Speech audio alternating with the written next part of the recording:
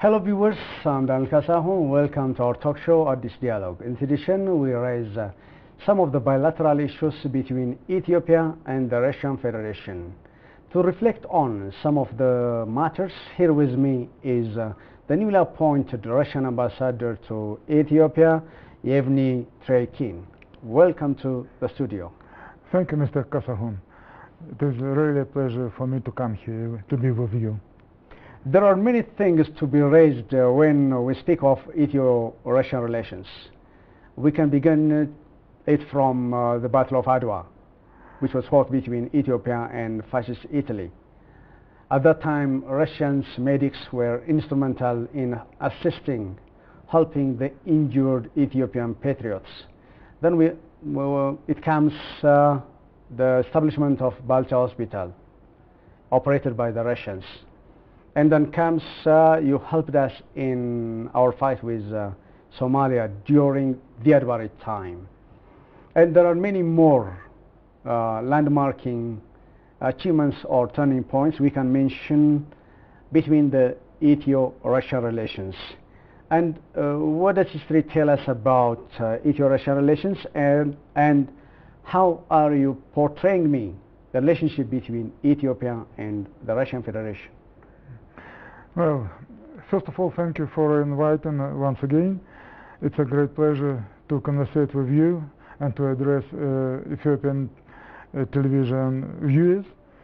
Regarding the history of our relations, of course, all the events which were connected to the Battle of Adwa have laid a remarkable landmark in our bilateral relations. But actually, these relations have started a bit earlier.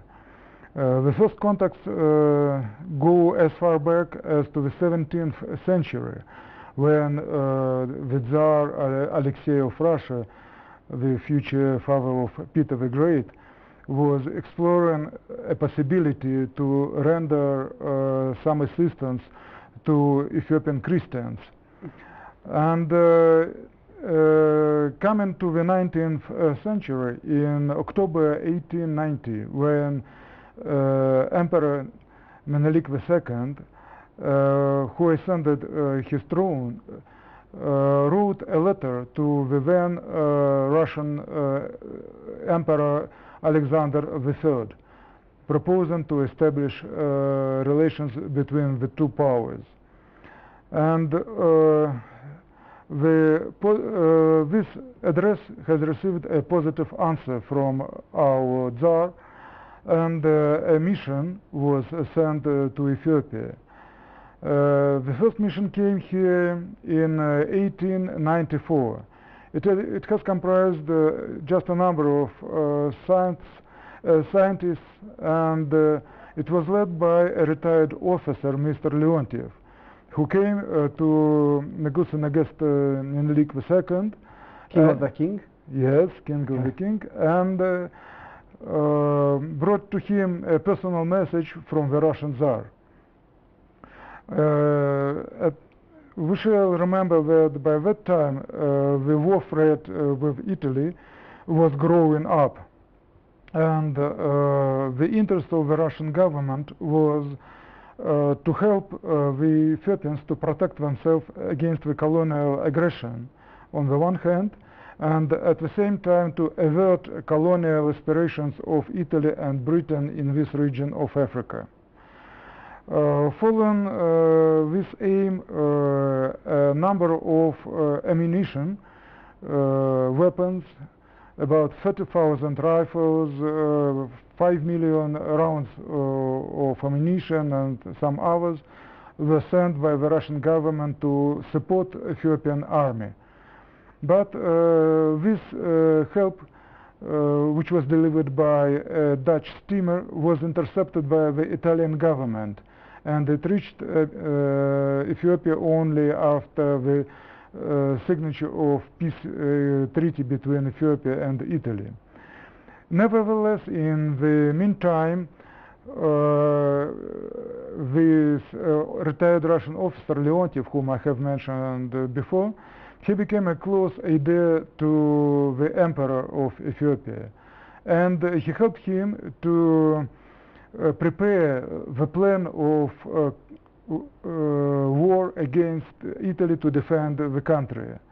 For example, he proposed such ideas as to try to avoid open battle at once, but to attack the approaching enemy at night time in different places here and there, so to exhaust him. So So you were assisting Ethiopians in the military strategy? Not me, Leontiev. Okay. Yes, Captain Leontiev. And I mean the Russians, when I say you. just a number of them. There were some people who were helping to study how to use modern artillery at that time. So, Okay. yes. How about the assistance of the physicians, the medics?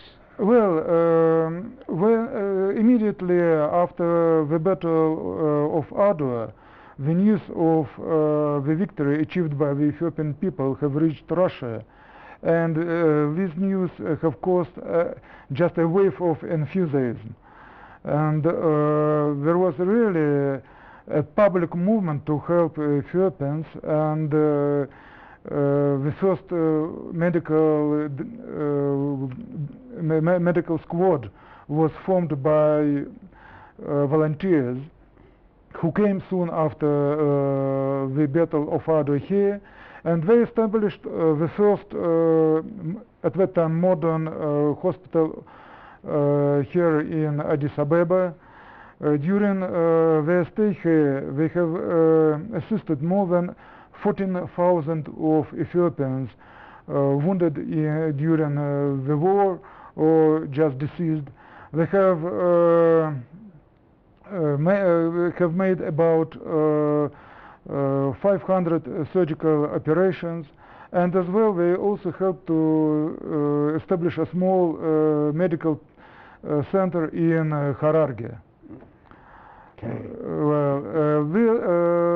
Starting from that time, we are counting the presence of our Red Cross Society here in Ethiopia, and these traditions were inherited by our Balchi hospital, which is still existent here. Then you came here. You also assisted Mengistu Haile Mariam during the socialist era in his fight with Somalia. During the Ethio-Somali War, Russians were instrumental. Well, really, I think that the role of then Soviet aid to Ethiopia to avert the Somalian aggression was really of paramount meaning. Just a number of our advisors were here, and as well as a massive assistance in weaponry, ammunition, and so on. You may remember that after the provisional military government have declared that it is going to build socialism, by that time the bulk of the Ethiopian army armament consisted of the American weaponry. And after the declaration of socialist way of development, the United States have broken the assistance agreement, so the Ethiopian army needed badly some assistance from the outer world, and I think that our country's help was quite needy and timely. And also you helped Ethiopia during drought times. Oh yes. When there was famine. Especially, I remember starting from the end of 1984, a special transport squad was allotted to Ethiopia. It has counted about 12 cargo planes, 2 dozens of helicopters, and around 200 or 300 heavy-duty trucks, which were delivering this emergency food, staff aid to the victims of drought. They have also helped to evacuate people from the drought-affected areas, as well field hospital was also here. It has counted around 100 people who also have helped to treat people, to avert the threat of cholera disease. And it was really, I can say, a heroic work of our people at that time. You are also helping Ethiopia in the education sector. Many Ethiopians are getting training from your, have been getting training from your country. According to our estimation, about 15,000 Ethiopians have got higher education training in Russia. I mean only the civil sector. Besides that, there were people who came from armed forces or from police. Them I don't count. Still, we're assisting our Ethiopian friends to prepare national educated cadres for their economy. And we're allotting every year a certain number of scholarships. Still now, I think we have Ethiopians who are getting training in Russia. You mean nowadays? Nowadays. Well, nowadays, of course, it's not so much numerical as it was during the previous years. I suppose that nowadays there are about 100 or a bit more of Ethiopian students in Russia, but still we hope that we'll find ways to enlarge their quantity. Mm-hmm. Recently, the Innovation and Technology Ministry of Ethiopia and the Russian Science Academy have signed the agreement for the establishment of biological research center here in Ethiopia. And how is the process, and what's in the pipeline now? Well, so unfortunately, not all the things are done at once. I remember that ancient Italians had such a saying: Rome was not built in one day. The same is with any project of that kind. Now the two parties are exploring the future fields of cooperation, the future fields of science investigation, and they're formulating their joint policies, their needs, and their concrete plans of common action for the future. So far, senior Ethiopian and Russian officials met here in Addis Ababa to discuss a list of projects in engineering, science and technology. And these projects will be undertaken by Russian and Ethiopian companies. According to the Russian Foreign Minister, Sergei Lavrov, I quote, his country valued Ethiopia's responsible and balanced policy in world affairs and its active involvement in the African Union. How did you get the foreign minister saying Ethiopia's responsible and balanced policy in world affairs? May you elaborate it further? Well, really it's rather difficult to develop my minister's saying, but I will try at least. But I think it's Russia's stance. That's what he's reflecting. Well, you see, we have always considered Ethiopian partners as a very reliable and balanced partners on the world arena. Addis Ababa has always pursued a really balanced policy, foreign policy, which is on the one hand aimed at securing national interests, and on the other hand it is aimed at strengthening peace in the region, first of all in the Horn of Africa, in Africa as a whole, and at a larger scale within the framework of the United Nations. And to this respect we can remember that recently Ethiopia has been a member of the Security Council, and we had pursued very good cooperation and mutual assistance while working on different actual questions of the contemporary world, such as averting threat of war, preventing diseases, world development, and so on. It's saying that Ethiopia is responsible and Ethiopia has responsible and balanced policy, not with Russia, but in world affairs. Yes, exactly. How do you elaborate it further? Well,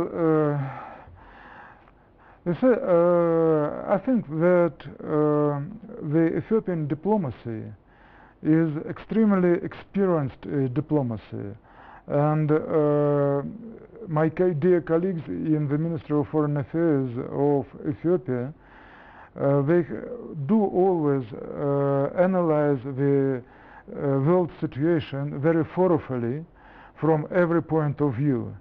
That's why we value very much what they are saying, because we understand whenever our Ethiopian colleagues are doing something, it's not just for saying, but it is because they are basing on thorough analysis of the situation.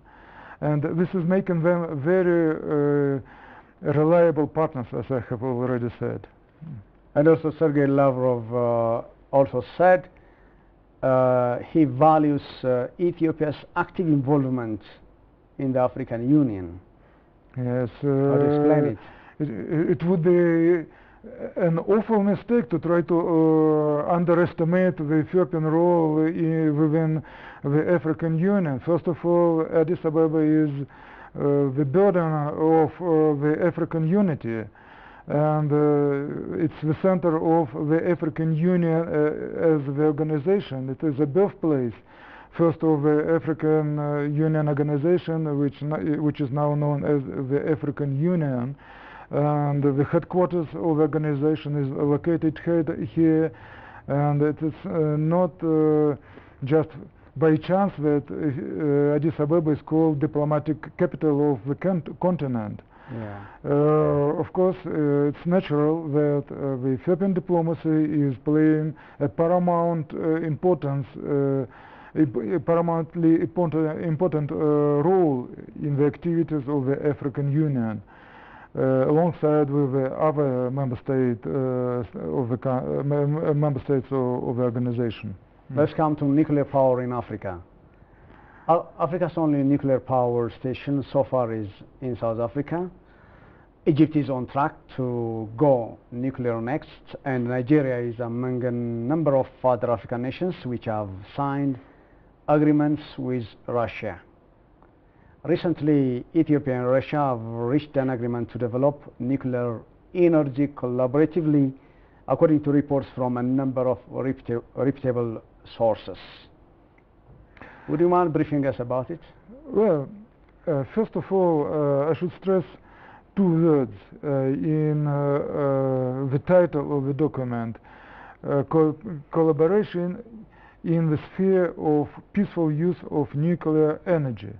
Nuclear energy is far from being limited to nuclear power energy only. It gives us at present time a good chance of development, reaching good results in medicine, in production, in agriculture, and many other fields. Right. So, while speaking about cooperation with Ethiopia and friends in the field of the peaceful use of nuclear energy, we are not limiting ourselves to any of these fields. We are going to go to widespreadly cooperate in every possible direction.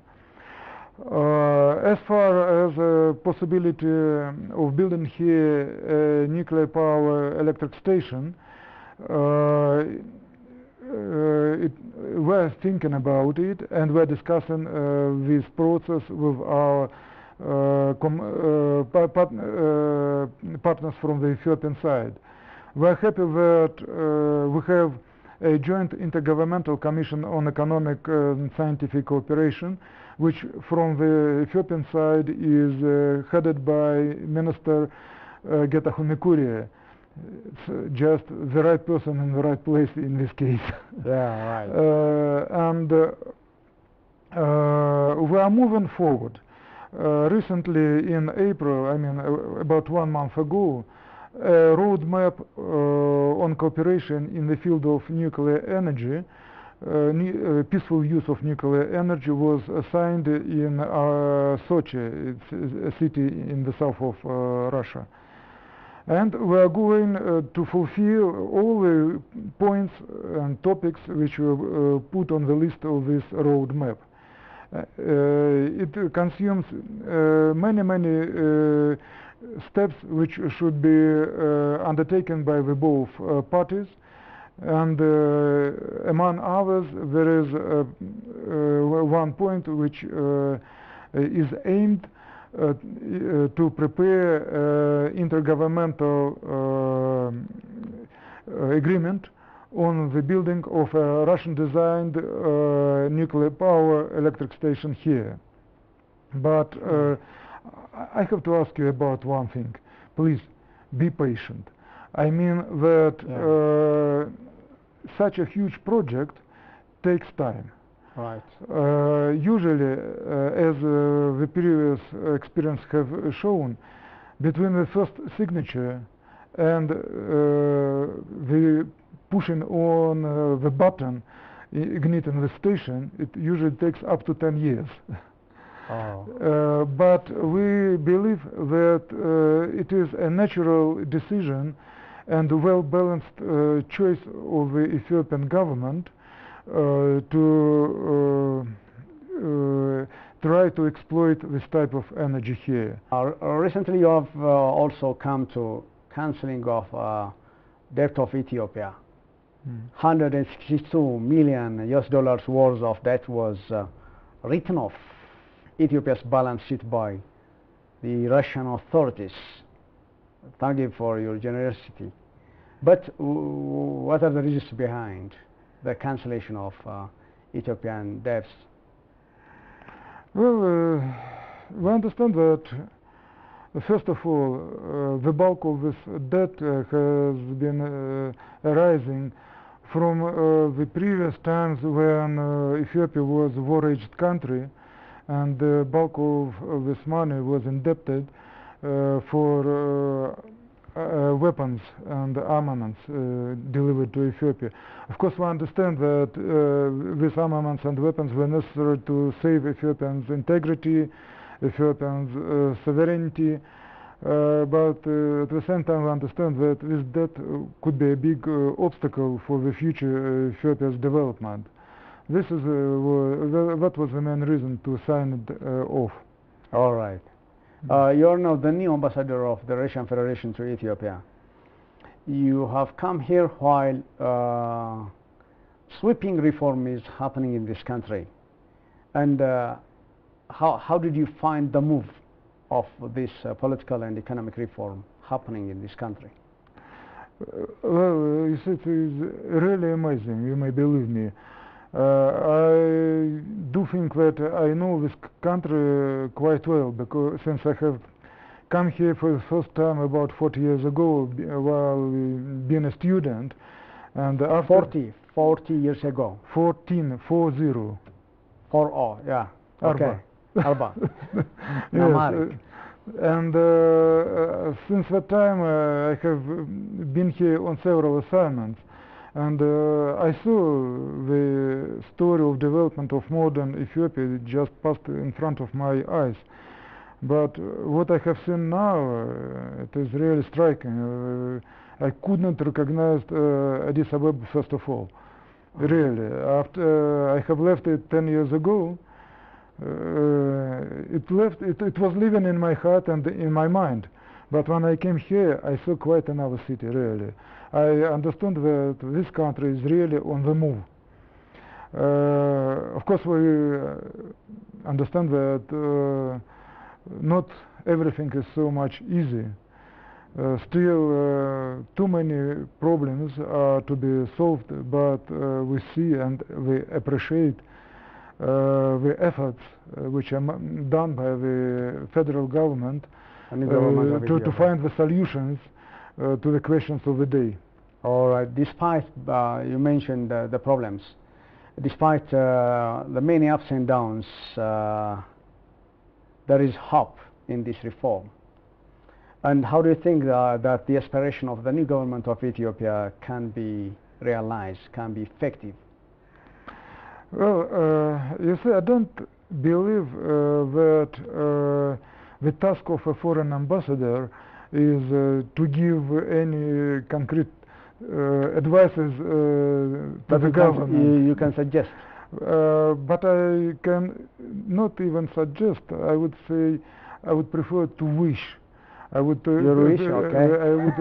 prefer to wish the government all the possible success in its efforts to make this country really a leader on the continent, to modernize this country, to make this country united, prosperous, and well, happy.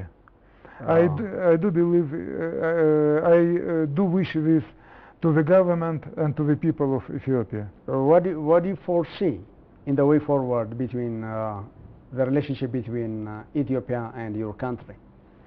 Well, I see that a lot of things have been done so far, but much more is still to be done.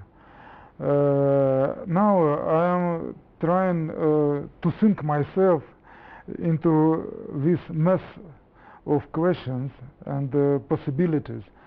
I'm trying to make priorities, what should be done the first and which directions we should try to give a priority in the development of our relations in different areas. What are your major priorities? Economy. Only economy? Economy? First of all, economy. First of all, economy. And after economy, no limits. Okay. In what areas that you're going to help Ethiopia during your tenure? Well, first of all, you have already mentioned this sphere of exploration and use of peaceful use of nuclear energy. I am thinking how to use the possibilities and the good prospects of Ethiopian mining and energy sector.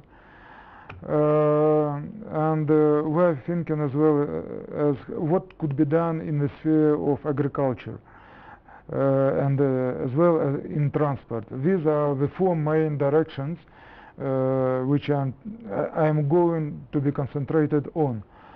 And of course there is another fifth direction, which is, I'm afraid, is most difficult.